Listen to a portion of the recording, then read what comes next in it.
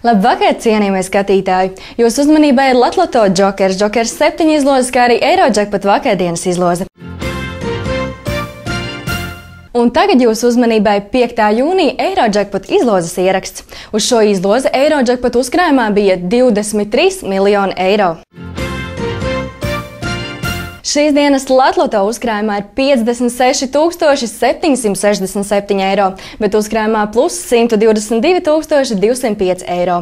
Papildu spēlē Džokers jums ir iespēja laimēt līdz pat 150 000 eiro, bet papildu spēlē Džokers 7 līdz pat 750 000 eiro. Un tagad pienācis laiks Džokers laimes rata papildu izlozei. Šīs dienas izlozē piedalās 608 komplekti, no kuriem es izlozēšu vienu laimētāju, kuram, lai noteikti viņa laimēs, es griezīšu šo Džokers laimes ratu. Un tātad, veiksminieks vai veiksminiece ir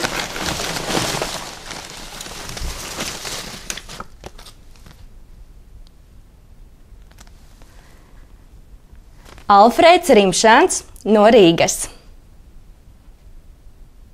Un Alfrēda laimests šajā dienā ir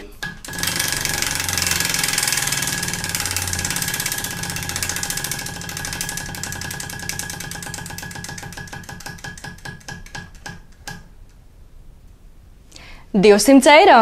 Apsveicam!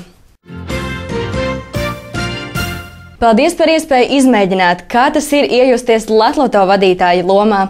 Veiksmi jums arī turpmāk! Uz redzēšanos! Tur ar pauzītēm taisīt, jā? Jā, ievēl celpu.